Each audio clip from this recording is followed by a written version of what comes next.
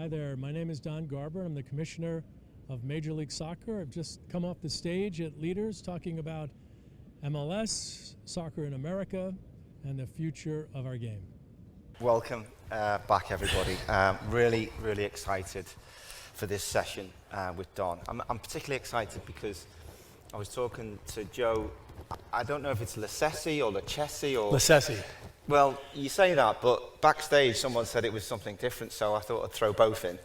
And he said, yeah, you've got Don, don't worry, just get yourself a cup of coffee, ask one question, and you'll be done. So I'm expecting a good answer. That's the best way to not answer a lot of questions, have long answers to one. But I've known Don for a long time.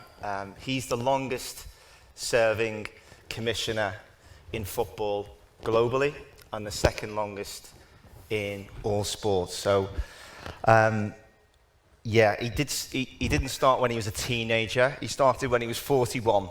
And when he came into the league, he was absolutely hammered by all the press because he came from the NFL and didn't really have much knowledge of soccer back then.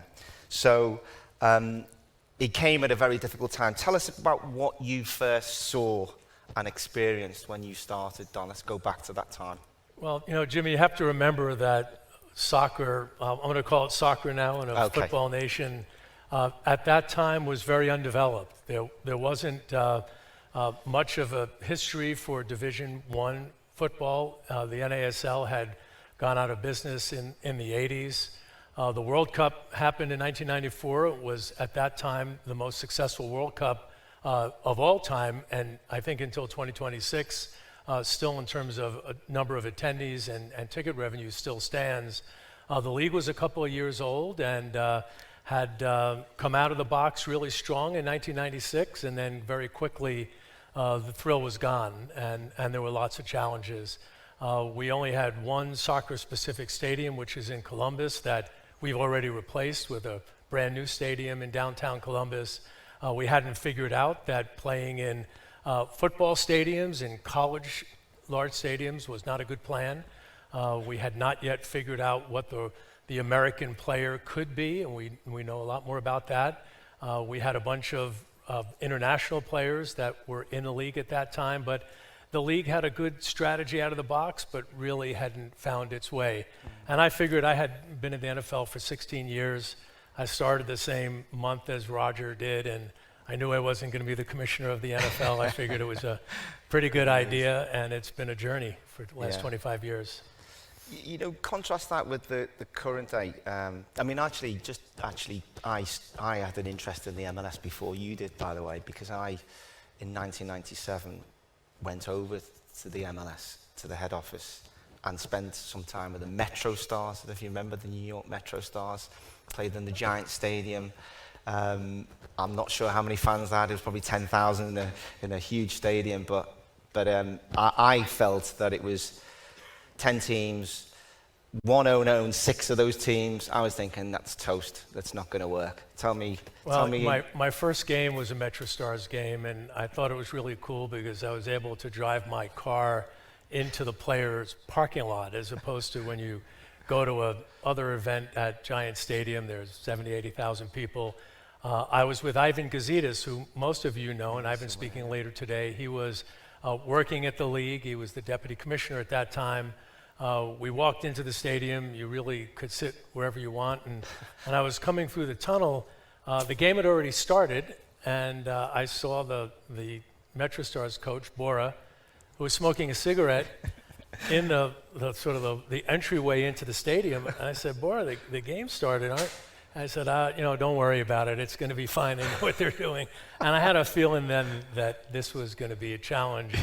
I do remember, though, that the Metro Stars had a couple of hundred supporters that were in the end zone. I remember that. And I remember sitting there and looking and saying, at some point, those hundreds are going to turn into thousands, and at some point, it'll be many, many thousands. And as you saw in the video, the supporter culture in MLS is our driving core brand value. It is as good an in-stadium experience as you will get in any league in North America, and I believe in any league, football league in the rest of the world.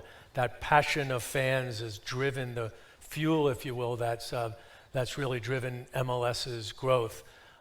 Things were at that time with a plan that needed to change dramatically. We had shootouts. The clock went in the wrong direction, and as you referenced, the headlines of I was the wrong guy for the job, I didn't have soccer experience. The first thing I did was change the rules to the international standard, recognizing that this is the most popular sport, the most popular game in the world. It is the beautiful game for a reason. Americans will get it. People are playing the game. They showed in the World Cup that they'll support the game. Just deliver it in the most authentic way with the best experience, with a league with the right governance, with the right marketing, with the right player brand profile, and the energy behind our fans, and it will work out. And today it has, Jimmy. 30 teams. San Diego joins the team. This year is our 30th team. 26 soccer stadiums, which is pretty remarkable. Many billions and billions and billions of dollars of facility development. Training grounds in every market. A youth league, youth academies, a middle league that's called MLS Next Pro, infrastructure that I think is as good as any in the entire world, a league that's got lots of awareness. We'll have 13 million fans come through our turnstiles this year, lots of great sponsors, as we'll talk about, a great deal with Apple. So quite a bit of growth over the last 25 years. What do you think were the key decisions in those 25 years that enabled you to get to where you are now from where you were? What are the key moments, do you think? Well, you know, there are a number of moments, but I think the key aspect is the league is structured right. Right. It has good governance. Owners are among the best. If you ask owners of NFL teams or Premier League teams or teams of any of the other North American leagues, MLS's ownership group is as good as any in the world of sport. They believe in their clubs. They believe in the power of what sport can do in their communities. They've got massive investments in infrastructure and in players and marketing and staff. You know, we have thousands and thousands and thousands of staff people that work in our league and can earn a living through the sport of soccer in North America, which when I first came in, we had to hire all the coaches. We had to hire the general managers. There was no such thing as a sporting director. All of that was done centrally because the country was so immature. But if you take good governance and you take good strategy and you take a lot of focus and you take good investment in a country like the United States, 300 plus million people, Canada where you have 35, 40 million people, bordering Mexico, which is a very passionate soccer nation, great support from our governments and local, regional, and the federal government, and that's what's driven where we are today. Do you think that when you look around, you've obviously been around for a long time, and when you look around world football, do you think governance is an issue? Well, I come from a North American sport. You know, you think of, we have a structure, for those of you who don't know MLS, that's very unique. Major League Soccer is a limited liability company. I'm the CEO of that company. I'm the governor, if you will, of the league, and have authority as commissioner that's determined in our constitution. The league has a constitution that determines our rules, and those rules change every year. What are our player rules? How do we change to have designated players when Beckham came in? How do we do things a bit differently to bring in Lionel Messi? How do we incentivize our teams to invest in their academies so that homegrown players don't count against the salary cap? How could we do $100 million with Adidas that has an Adidas Generation program that funds youth players coming in and they don't count against the salary cap? All of that is done because we're structured in a way that we operate like a real company. And in that we're operating in the public environment, you've got to be mindful of the public trust. You're dealing with fans and you're dealing with community. We came in later, Jimmy, and the league's 30 years old soon, but we are the newest league of the large leagues in North America. Obviously the NWSL is new and doing an unbelievable job. I think if you were to ask the people that are running some of the big European leagues, they'd say, boy, MLS has got it right in terms of governance. We'd probably change a whole lot of things, maybe not have strict salary caps, maybe not have a centralized entity like the league office making a lot of learned decisions based on committees and the like. But I think we have a model that has driven our success, and I think if that model was adapted around the world, I think soccer or football would be in much, much better shape. Do you think the fundamental difference, though, layered on top of the governance, good governance, where everyone works together off the field and competes on, is this promotion relegation? Do you think that has a factor in the way in which you think about your business versus the way other leagues around the world think I mean, about theirs? we heard Colin, who does a lot of work with us and a lot of work with other leagues, and our teams are trading like other leagues are trading. And one thing you know for sure, that you won't be able to walk around in your town if your team's really bad. You might have signs that say, this owner out, and all the public scrutiny that comes with it, which is a really positive thing, I think, in the development of soccer in America. Fans really are voting by attending games and things like that. But the fact that we don't have promotion and relegation, to me, is what allowed us to have the stability and viability to drive the billions and billions of dollars of investment from owners, knowing that if you have a really bad year, you're not going to lose your revenues. Now, I understand that I'm thinking about this through the lens of a North American sports executive. I do think that there are ways for us to think about what that could look like going forward. As the development of the minor leagues continues to grow, are there unique structures that we can have? We have a competition with the Mexican League called the Leagues Cup, where we play against the Mexican League in the summertime. Could we have different ways that our teams are qualifying in for that? Are there ways for us to use the innovation, the thoughtfulness that we have about strategy to think about evolution and innovation? Sure. But the fact that you're not going to lose value the day that you lose that last game, I don't see that changing. I don't know how I get a community to invest in a stadium. We've built 26 of them. Many of them have public-private partnerships secured by revenues or the hope for revenues. They have long-term ground leases. If all of a sudden it's playing in a league that has 3,000 fans on average versus our 23,000, then I'm not quite sure we'd be able to continue the investment we're on. You mentioned innovation there, Don, and probably one of the reasons I think the MLS has progressed so much is not just the good governance, but also you have been a challenger brand, really, haven't you? You've been trying to get up there and compete with those top leagues. How have you innovated, and what have you brought in to help you accelerate that change to get to where you are now? You know, I think it starts with you have to. We still view ourselves as a challenger brand, right? Compared to the other major leagues in the U.S. and to the large European football leagues. I will say that our team values, as you probably know, James, the aggregate values of our clubs are over $20 billion. The asset values of each team on average is $680 million. The original investment was $5 million. So, and that's a relatively short period of time to talk about how an investor can see some appreciation of their asset and therefore think about investing over a long period of time, players in infrastructure and in marketing. But ultimately, we operate in a way where we think about every single day, how do we be sure that we're doing things tomorrow that are going to put us in a better position to compete?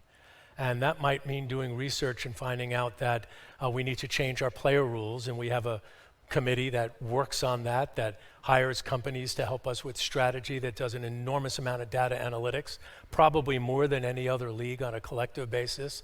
Taking that information, got a lot of really smart people who process that information, try to figure out what an outcome can be, and then just go get the votes you need and get it done.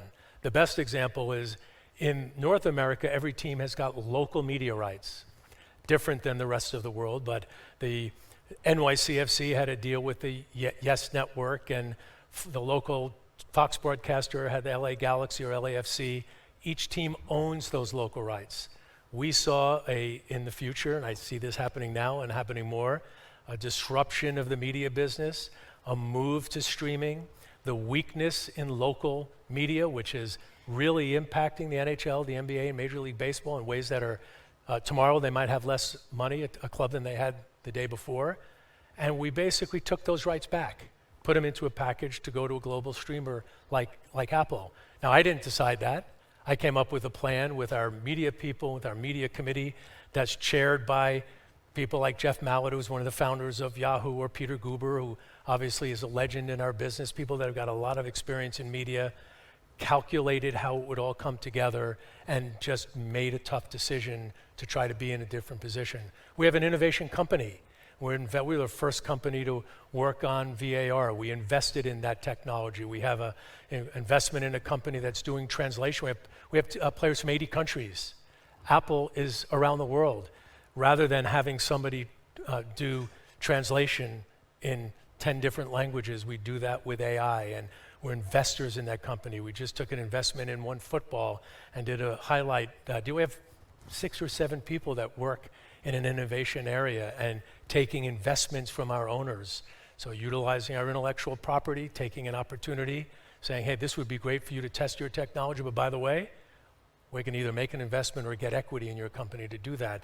And by the way, we're not unique in that in the North American leagues, but everything we do is about disruption and about thinking about getting better. Let's talk about that Apple deal, if you may dig into that a bit further, because it's the only deal that I'm aware of that a league has worked exclusively with one streamer. It's a 10-year deal, which is unheard of. It's $3 billion over that 10-year period. Give us an insight in some of the numbers that you're seeing come through now and how hopeful you are of the future, because $3 billion works out at around about $300 million per year, around about $10 million per team, which is probably not much more than a single Premier League team will get per game. So what are you betting on there? Yeah, well, 2 things, Jimmy. First is, in the world of sport, media drives your economics.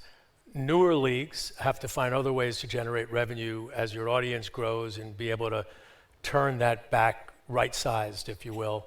The majority of our revenue is not media revenue. The majority of it is ticket revenue. Our ticket revenue is growing 20% year on year. We've got great ways of driving that value. As all of you know, the American sporting experience has lots of luxury associated with it. We don't have the same pressures on ticket pricing that the rest of, certainly here in England, variable pricing and all the kinds of things that we do to drive that. We have a commercial company that doesn't just represent Major League Soccer. It represents CONCACAF, it represents Mexico. It won the rights along with Endeavor to do the hospitality at the 2026 World Cup.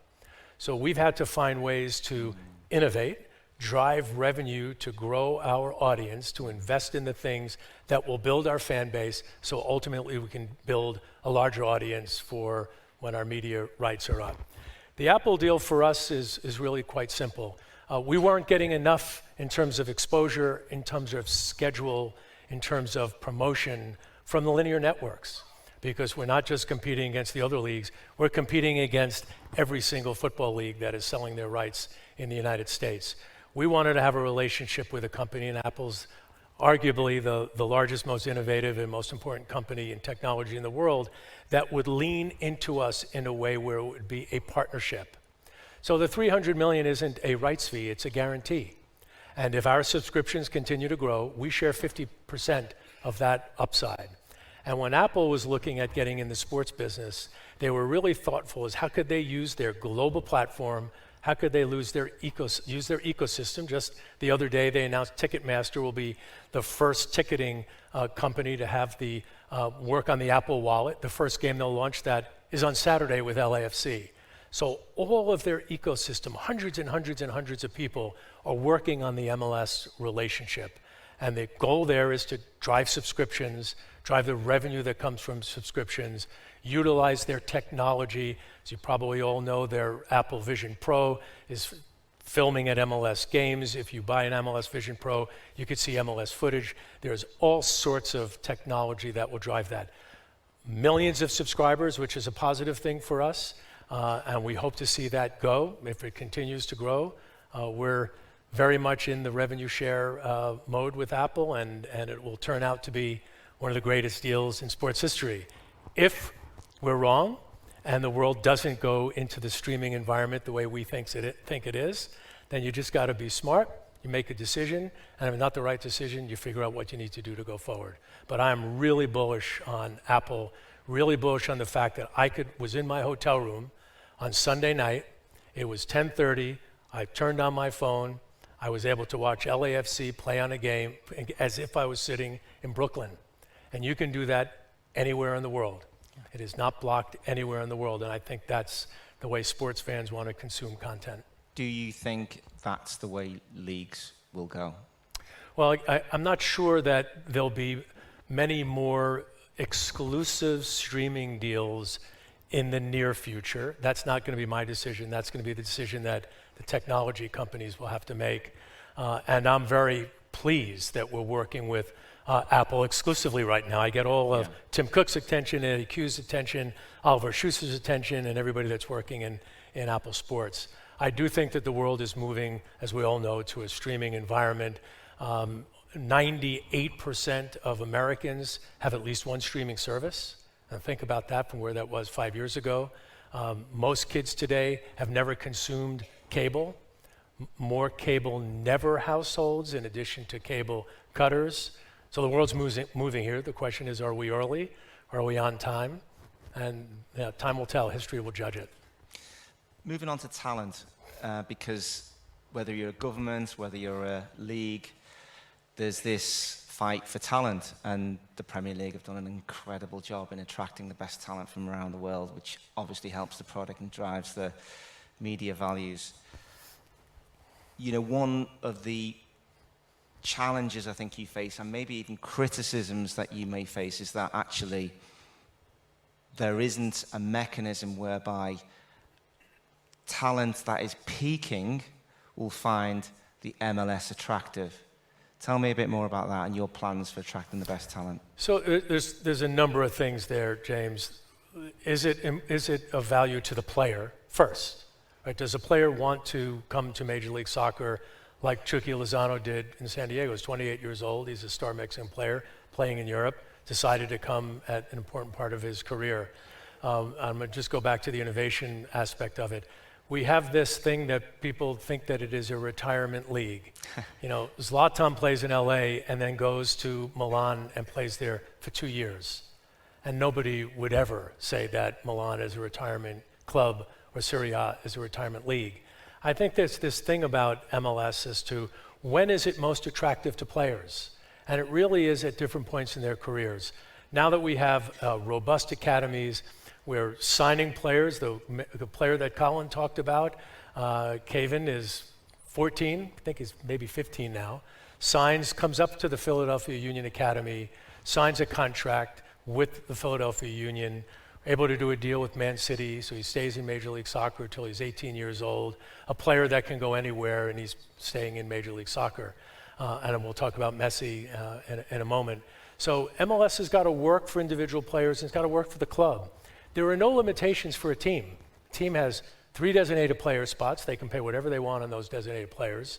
Again, talking about governance and innovation, incentivizing our teams to spend money on younger designated players. We call it our U22 initiative. Right now, 8 of the top 10 players in the league are from that initiative. If you sign a player that's a U22, it counts very differently against the salary cap. So any team can do whatever they want. Toronto spends lots of money on players and hasn't turned out to be successful. Philadelphia spends lots of money on their academy and their homegrown and their middle team, and they've turned out to be very successful. So I think all of this is going to evolve over time. I'm glad David Beckham came into our league in 2006, 2007. I'm glad Henry was there.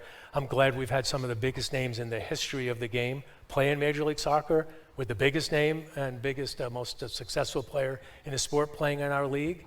And all of it has to work in a way that attracts the attention of fans and sponsors. Let's talk about the biggest name, Messi, and the icing on the cake in terms of talent. What's he brought into Miami, but more importantly, the league? Well, I'll say more than we thought.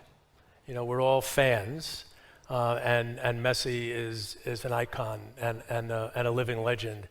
But I don't think any of us really recognized what it actually would do to almost unpack interest in the league around the world in ways that I didn't see. I was walking around the other day, and I was in Lily White's, and there was an Inter Miami display. There were Galaxy jerseys, and there were Red Bull jerseys, and there was NYCFC jerseys. There was a giant Inter Miami display. So I think it's giving us the kind of exposure that we didn't have before with a platform like Apple that can deliver that to the world. We're having 60, 70, 80,000 fans attending his games when they're traveling outside of Inter Miami's relatively small temporary stadium, by the way. Those are numbers that I would not have anticipated, and ticket revenue that rivals the other major leagues in North America when he is on the road.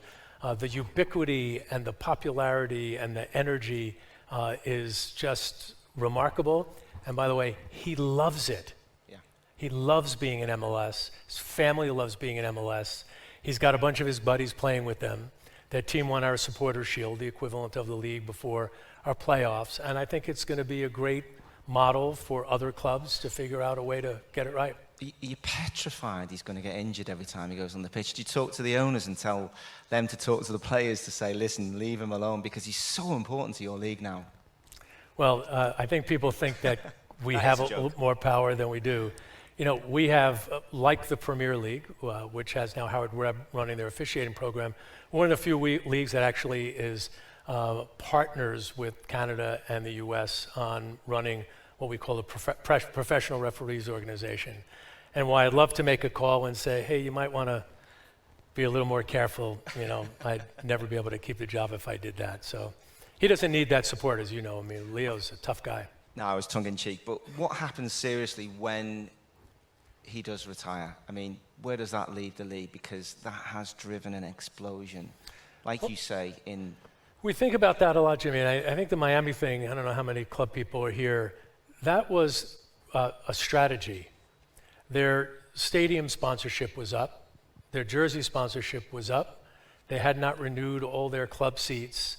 And Jorge Mas and David Beckham believed that they were going to sign Leo. Now, all of us were not nearly as optimistic as they were. They were able competitors. But it happened at a moment. Yeah. And that moment exploded their revenue. That team will be profitable. I think it'll be one of the more profitable sports teams anywhere with the revenues that they've been able to generate because it was part of a plan. They need to come up with a similar plan. They're going to be moving into a new stadium in 2026. That'll be a near $1 billion stadium. By the way, New York City FC is also going to be breaking ground shortly on their new stadium in New York City. For us, teams need to have a plan to capture those moments, and Miami's going to need to come up with that. I don't know what that plan will be. They're successful when Leo's not playing. They're super successful when he is. The team is popular. They're going to have to figure it out. I'm sure PSG has figured it out and certainly has a plan to manage PSG post Leo and a bunch of other players. Let's talk about talent in the dugout, because linked to the MLS, not directly MLS related, but linked, the national team just appointed Pochettino. Quite an innovation there, really, because his salary, I understand, was topped up by Ken Griffin from Citadel. I mean, he's used to being on big salaries over here, so I'm sure he dug deep in his pockets. But that was an example of innovation. What do you think he'll bring to US soccer and the MLS? Well, what a statement for our country. We have Emma, who's coaching, by the way, 2 Chelsea coaches. Emma, who won a gold medal. You know how Mauricio coaching our national team, bringing a level of expertise, experience, but mostly, Jimmy, a statement. This is a statement about where soccer in America is. 2 of the more celebrated coaches in the game are coaching our men's and women's national team. So this idea that the Yanks don't get it, right? One thing is we try, and we'll do anything we can to try to get it right, and have the courage, if you don't get it right, to make changes. I will say that we are committed to stability. You don't see the turnover in our coaching ranks, either on the national team side or the club side, that you see in the rest of the world. And I just think that's because we believe in a plan as opposed to just what's happening on game day on Saturday. But U.S. soccer is on the rise. They've got new leadership. A former gold medalist and World Cup player, Cindy Cohn, is the president of U.S. soccer. We've got good governance there. I've been on the board for decades. We have independence on the board, very different from the rest of the world, and our members, the pro leagues, myself and the woman who runs the NWSL, we have our amateurs, our youth, our officials, all represented on the U.S. Soccer Board. and we're focused on just making good decisions, riding the wave properly to the World Cup. I've met with him. He's already meeting with, I was in Austin the other night, he's met with our owners, he's meeting with our technical folks in St. Louis shortly. Integration, right? The partnership between our federation and our league is critically important if we want to get better and win trophies. It's unusual. Poch is obviously there for the lead up to the World Cup, obviously in 2026. Talk to me about how excited you are for soccer in America, for the MLS, playing, fans, growing the game. You know, I'll bet you everybody here will probably attend the World Cup, right? So for people here who love the game, it's just part of your routine. In our country, the sport continues to grow. And when I'm at the White House, or if I'm with a big sponsor, or if I'm with a group of fans or a group of owners, I was with the new owner of San Diego, guy, Mohamed Mansour, this morning. People have no idea how big the World Cup is going to be in the United States. I've said that to Gianni Infantino. I've said it to Victor Monteglani, who runs CONCACAF. Our country is going to explode with interest, and that's not selling. We are a football soccer nation. People love the game. If you give them an opportunity to support a club or to support their national team, or now see soccer at its highest level in stadiums that did not need to be built. Our stadiums are billion-dollar buildings. The big NFL stadiums will host the World Cup. FIFA's moved much of their operations to Miami. They've got a lot of work to do. We have the Club World Cup in less than a year. They've got a lot of work to do to continue to get that right. But the World Cup is going to be rocket fuel for our league, for the amateur game, for the rest of the sport. And our clubs, as you would imagine, are intimately involved in a plan to figure out how do we capture the energy so that 2027 is the most important date for me. World Cup will be fun, it'll be great, we'll be involved in it from a business perspective, but it's 2027 that matters to me most.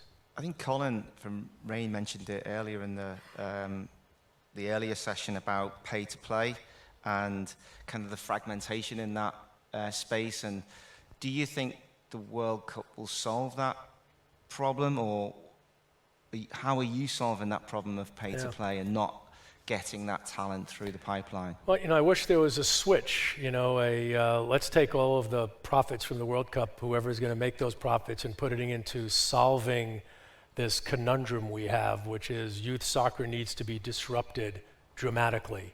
And it's not just the cost for an average fan. My head of communications is here. He's got a son who plays for MLS Next Club, which is our league. All of our MLS academies are now in a broad national elite league that MLS operates. And those players move up to higher academies and then move up to MLS Next Pro. Tens of thousands of dollars does it cost to just travel around. He's going from New York to New Hampshire this weekend to play in a tournament. It's just unheard of in the rest of the world. And part of it, our country is big, and the elite game is relatively narrow. There is no simple solution. I wish we could go to Ken Griffin and say to him, Ken, give us a couple $1 billion and eliminate pay to play. There is no way that you could break apart this history and the infrastructure and the clubs and the coaches.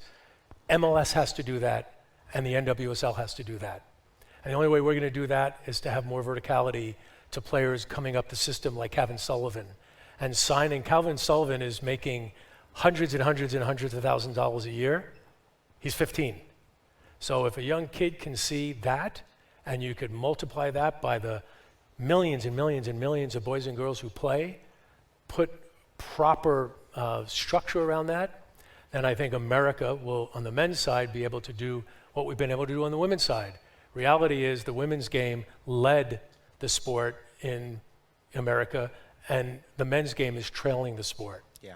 And we've got to do a lot of catch up. Our national team's got to be better, particularly when the World Cup's in the US.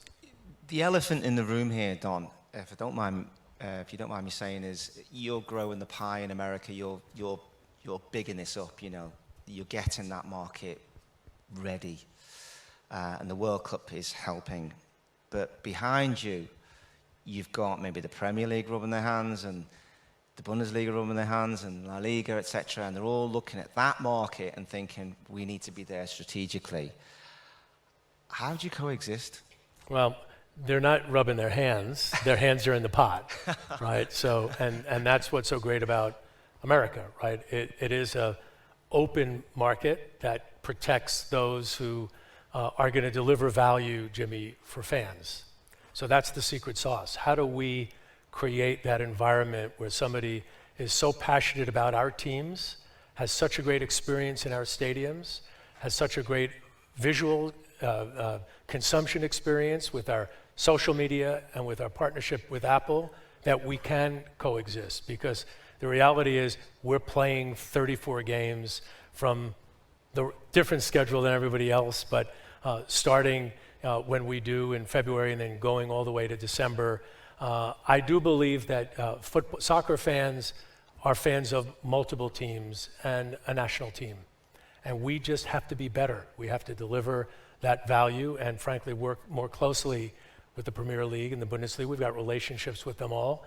We have MLS owners that own teams in many, many other leagues around the world, and figure out how we can coexist.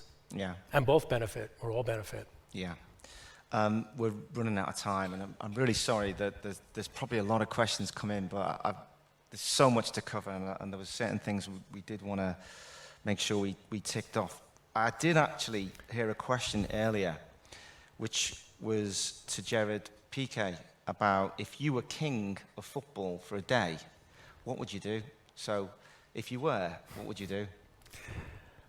Well, I'm just a pawn, definitely not a king. You know, Jimmy, I think about that. That's a good way to end. I think about it a lot. You know, I've been at this a very long time. Multiple FIFA presidents, UEFA presidents, CONCACAF presidents, many, many CONCACAF presidents, CONMEBOL presidents, presidents of U.S. soccer. And our sport has this incredible ability, it sounds Pollyannic, but I really do believe it, to unite the world. And the only thing that's stopping that is our own dislocation and in many ways dysfunction. Part of that is everybody is trying to achieve their own goals, financial goals, to service their stakeholders, and I get that. We need more communication. To me, it's not that complicated. Look what we've done in MLS. I mean, I've got Phil Anschutz, Arthur Blank, Robert Kraft, and David Tepper, and I've got young hedge fund owners, and I've got, you know, the royal family in Abu Dhabi, all working together and making decisions together because we communicate. We also have a centralized plan, and I don't see a centralized plan for global football. I don't know whose responsibility that is. If I were king, I'd come up with that plan. And I try to figure out ways that everybody, from the fan, which is most important, the community below that, which is really most important, all the way up to the people that are driving the sport. I believe I'm a club guy, a league guy. Clubs and leagues drive the sport. There's no doubt about it. We're the ones that are investing around the world. Get the leagues to have more power, to have more of a say, to be able to weigh in on those things that will ultimately deliver to the fan and deliver to the community. And then let's get together more and just communicate. By the way, I think that's one of the things we need to do in the world. But if we're able to work together, I am absolutely convinced that this sport could deliver value that is just almost unimaginable.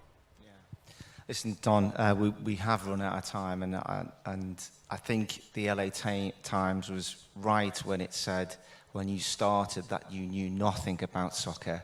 But I think fast forward 25 years, I think you know quite a lot about soccer and probably some of the solutions that it needs globally. And I was reading that Alan Rothenberg, who used to be MLS. He was the founder, yeah. He was the First founder. yeah. And he said when Don was appointed, the reality of developing a league is a lot of hard work. It's being smart and being ambitious. And I think he was absolutely right when he was referring to you on that. So thank you for your time. Thank you, Jimmy.